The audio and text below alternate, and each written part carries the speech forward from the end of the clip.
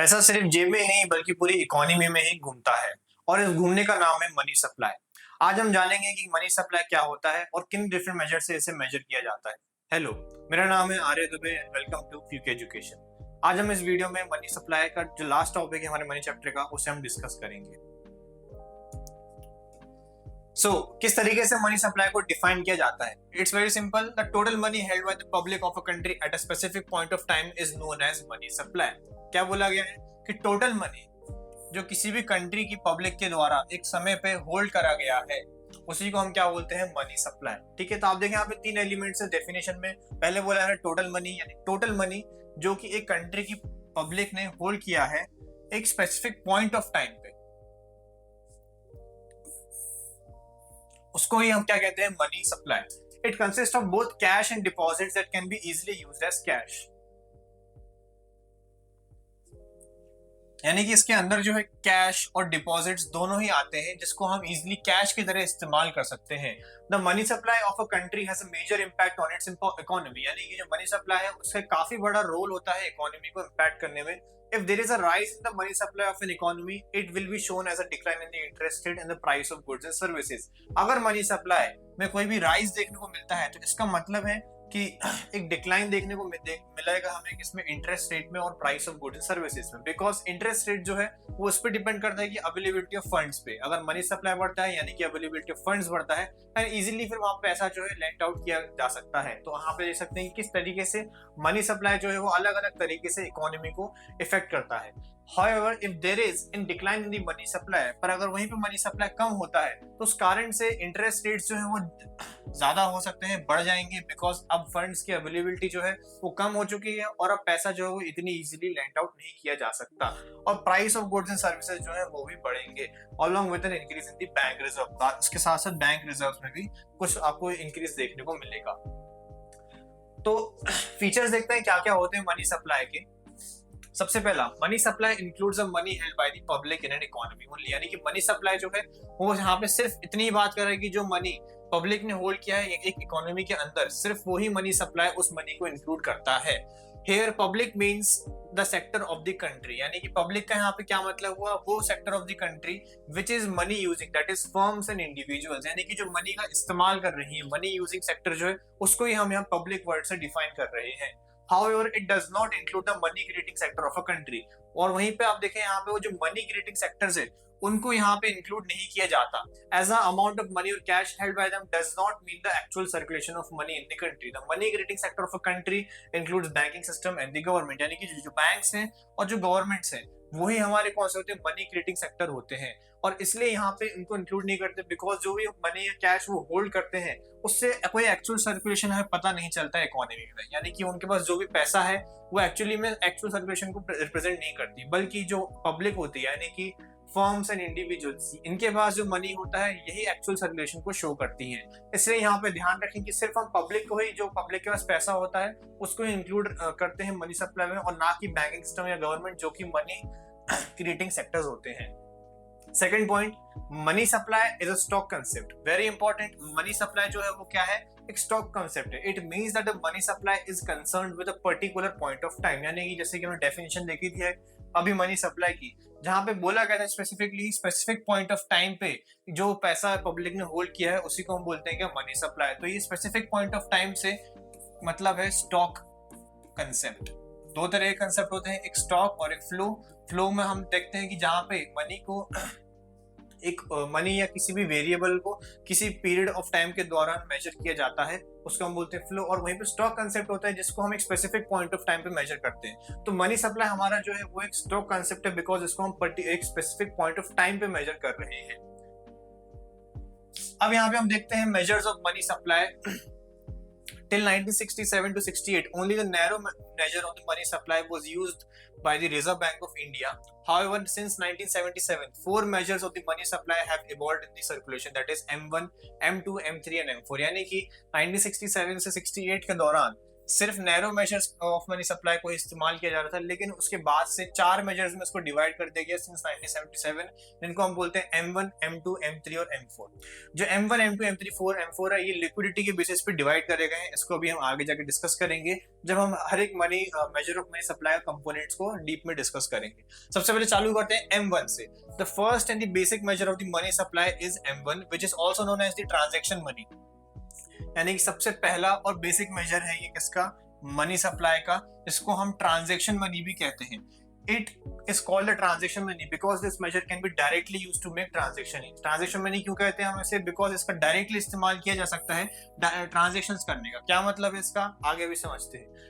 The three different component of M1 are currency and coins with public, demand deposit of the commercial banks and other deposit with RBI। तो आप देखें यहाँ पे कि M1 का जो कंपोनेंट है उसके अंदर सिर्फ 3 चीजें आती हैं। पहला currency and coins with public, है ना। तो वापस से देखें पब्लिक वर्ड आ गया। पब्लिक का भी हमने मतलब समझा था, पब्लिक यानी कि फर्म्स एंड इंडिविजुअल्स जो एक्चुअली में मनी का यूज करती हैं, मनी यूजिंग सेक्टर। फिर दूसरा कंपोनेंट क्या है, demand deposit of the commercial banks and other deposit with the RBI. All of these components can be easily used as a medium of exchange, therefore it is the most liquid measure of the money supply। ठीक है, तो ये तीनों के जो component अगर आप ध्यान से देखें तो इन तीनों कंपोनेंट को काफी इजीली इस्तेमाल किया जा सकता है किसी भी ट्रांजैक्शन को इस्तेमाल करने के लिए। यानी कि कहने का मतलब M1 जो है वो काफी ज्यादा क्या है, लिक्विड है। आप इससे इजीली ट्रांजैक्शन कर सकते हैं, यानी कि कैश और कैश इक्विवेलेंट के काफी इजीली इसको कन्वर्ट किया जा सकता है। दैट इज व्हाई M1 को हम यहाँ पे ट्रांजैक्शन मनी भी कहते हैं। तो अगर हम यहाँ पे लिखना चाहें M1 is equals to what, तो M1 इज इक्वल टू पहला currency and coins with public, यानी पब्लिक का जितना भी टोटल करेंसी एंड कॉइन उन्होंने एक पर्टिकुलर पॉइंट ऑफ टाइम पे होल्ड किया है वो, plus demand deposit of commercial bank, यानी कमर्शियल बैंक्स के पास जो डिमांड डिपॉजिट है वो, and other deposit with the reserve bank of India. एक एक करके हम डिस्कस करते हैं इनका मीनिंग क्या क्या होते हैं कंपोनेंट्स अच्छे से। सबसे पहला currency and coins with public. The first component of transaction money includes coins and paper notes held by the public of a country। यानी कि जो भी coins और paper notes held किए हैं public of a country में वो आता है आप लोग किसे, पहले वाले currency and coins with public में। इस हेड के अंदर ये चीजें आती हैं। It means that any money in the form of coins and paper notes held by the government and banking sector is not included in transaction money. तो वापस से यहाँ पे हम इसको रिपीट करेंगे कि गवर्नमेंट और बैंकिंग सेक्टर के द्वारा जो भी पैसा होल्ड किया गया है वो इस चीज के अंदर नहीं आता है, और ना ही वो ट्रांजैक्शन मनी के अंदर उस मनी को इंक्लूड किया जाता है। This component include coins of denomination. अब इसके अंदर क्या क्या कंपोनेंट आते हैं, तो वो कॉइन्स इनका डिनोमिनेशन है 1 रुपए, 2 रुपए, 5 रुपए, 20 रुपए और 10 रुपए। And paper notes of denomination of 10, 20, 50, 100, 500। ठीक है, तो आप देखें यहाँ पे कॉइन्स और नोट्स वो सारे के सारे डिनोमिनेशन के जो अभी करेंटली हम यूज करते हैं वो इसके अंदर आते हैं। Currency money is also known as fiat money, which means the money that must be accepted for all of the debts under law. ठीक है, तो मनी, करेंसी मनी जो है उसको हम फिएट मनी भी कहते हैं। फिएट मनी कौन सा मनी होता है, वो मनी जो लॉ के अंडर कहीं ना कहीं एक्सेप्ट करना पड़ता है सभी लोगों को। In other words, fiat money is the money that is under the order of the और fiat from the government to act as money. Another name for currency and coins with the public component of money is legal tender money. यानी M1 को हम क्या कहते हैं, legal tender money भी कहते हैं।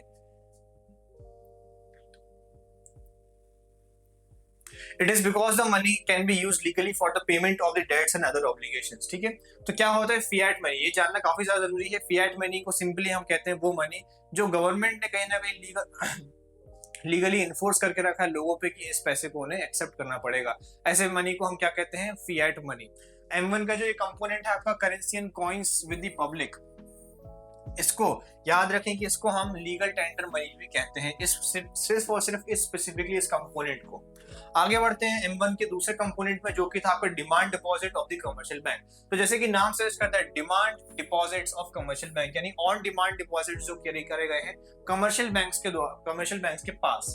The second component of M1 include a demand deposit of the public with the commercial banks. The account holder of demand deposit can encash them any time by the issue of cheques. यानी कि M1 के अंदर जो दूसरा आता है वो आता है सारे के सारे पब्लिक के जो भी डिपॉजिट्स हैं वो भी किस टाइप के, demand deposits, not net time deposits और not any other type of deposits but only demand deposits with the commercial bank. The account holder of a demand deposit can encash them any time by the issue of cheques. इसे demand deposit क्यों कहा जाता है? Because जो भी account holder होता है, जिसके भी वो डिपॉजिट होते हैं, वो उसे ऑन डिमांड जो है विड्रॉ कर सकता है by issue of cheques and etcetera.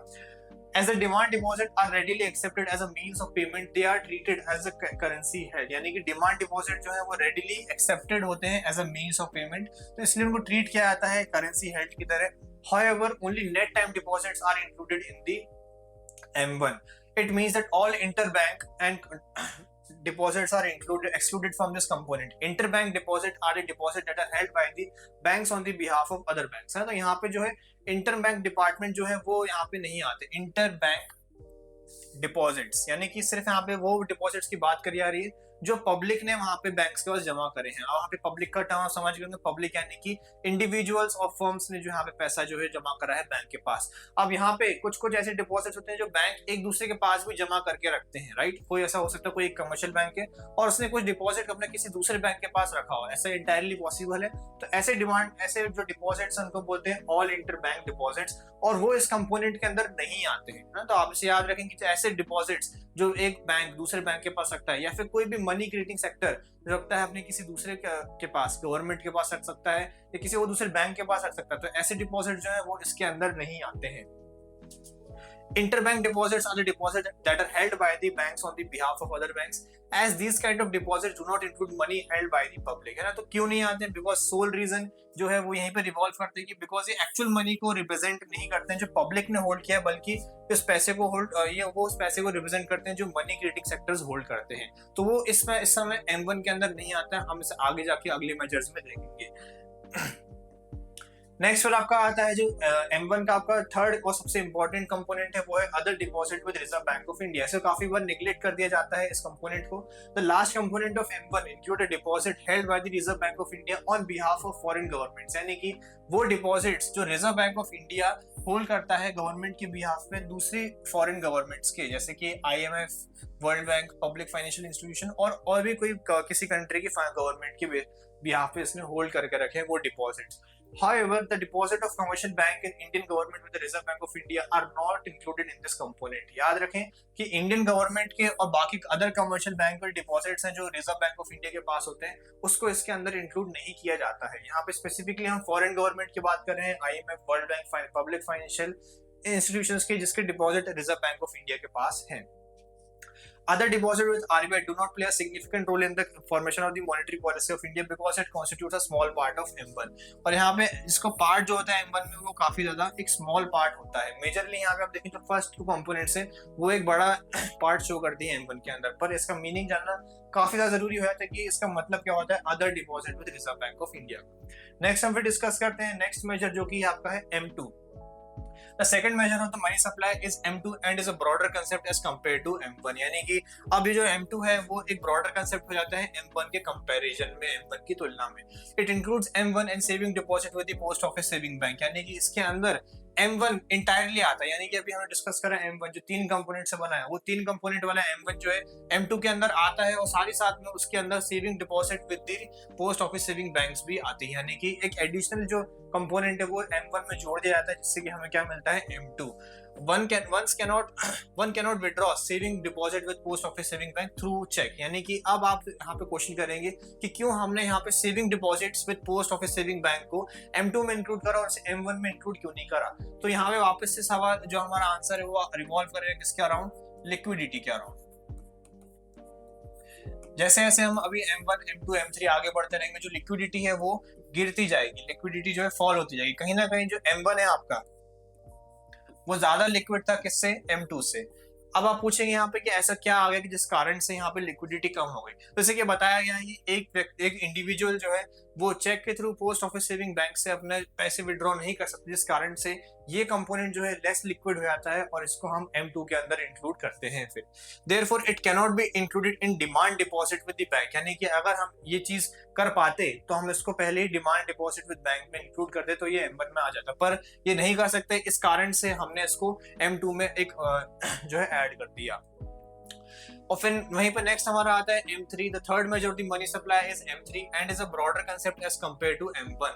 यानी कि थर्ड जो आपका आता है वो M3 है, और ये भी एक ब्रॉडर कंसेप्ट है M1 से, क्योंकि ये M1 को भी इंक्लूड करता है अपने अंदर. It include M1 and the net time deposit with the bank, यानी कि इसके अंदर क्या आता है, इसके अंदर आता है M1 और net time deposits with the bank. अब क्या होते हैं नेट टाइम डिपॉजिट्स, हमने यहाँ पे डिमांड डिपॉजिट्स लिखे थे, but what are net time deposits? तो नेट टाइम डिपॉजिट्स वो डिपॉजिट होते हैं जो एक फिक्स पीरियड ऑफ टाइम के लिए डिपॉजिट किए गए हो बैंक के अंदर, जिनको आप ऑन डिमांड विड्रॉ नहीं कर सकते। फॉर एग्जांपल फिक्स डिपॉजिट्स जो करते हैं हम, वो एक फिक्स पीरियड ऑफ टाइम के लिए करते हैं और मैच्योरिटी के बाद ही हम उसको जो है विड्रॉ कर सकते हैं। तो इसलिए ये जो M3 है ये कहीं ना कहीं लेस लिक्विड हो जाता है इस कारण से। और वहां पे फिर हम नेक्स्ट आते हैं हमारे M4 में, the last major of the money supply is M4 and is a broader concept as compared to M1 and M3. It include M3 and total deposit with post office saving bank but does not include the NSC National Saving Certificate। यानी कि M4 के अंदर M3 तो आता ही आता है और उसके साथ साथ एक चीज और आती है, वो है सारे के सारे टोटल डिपॉजिट्स जो है पोस्ट ऑफिस सेविंग बैंक में, एक्सक्लूडिंग NSC यानी नेशनल सेविंग सर्टिफिकेट को एक्सक्लूड करता है, इस चीज को याद रखें। तो ये हमारे चार मेजर्स ऑफ मनी सप्लाई हो गए, जो कि आपके M1, M2 और M3 और M4। अब इनके कुछ फैक्ट्स इनके बारे में देख लेते हैं, क्या क्या हमें इससे पता चलता है। पहला, all four measures of the money supply represent a different level of degree of liquidity, यानी कि जो चारों के चारों जो मेजर्स ऑफ मनी सप्लाई है, ये चारों के चारों अलग मेजर लेवल ऑफ लिक्विडिटी को रिप्रेजेंट करते हैं। M1 is the most liquid major of money supply, यानी कि M1 जो पहला वाला था वो सबसे ज्यादा लिक्विड मेजर है मनी सप्लाई का, वहीं पे सबसे लीस्ट लिक्विड जो है वो आपको हो जाएगा M4।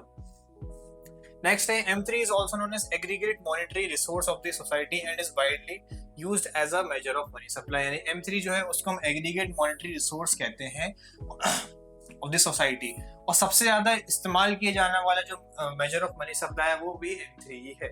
M1 and M2 are usually known as narrow money supply concepts, however M3 and M4 are known as broad money supply concept, यानी कि M1 M2 को हम narrow money supply concepts कहते हैं और वहीं पे M3 और M4 जो है आपके वो ब्रॉडर मनी सप्लाई कंसेप्ट्स के अंदर आते हैं। मनी सप्लाई समझना सिर्फ इकोनॉमिक्स से काम नहीं बल्कि हर एक स्टूडेंट के लिए जरूरी है, क्योंकि जब तक पैसे का फ्लो नहीं समझोगे तब तक इकोनॉमी के ग्लो को कभी नहीं पकड़ पाओगे। अगर आपको ये वीडियो अच्छा लगा तो आप इसे लाइक शेयर सब्सक्राइब करना ना भूलें। ऑल्सो मेरे ऐसे डिटेल डिस्कशंस को देखने के लिए आज ही डाउनलोड करें क्विक एजुकेशन ऐप।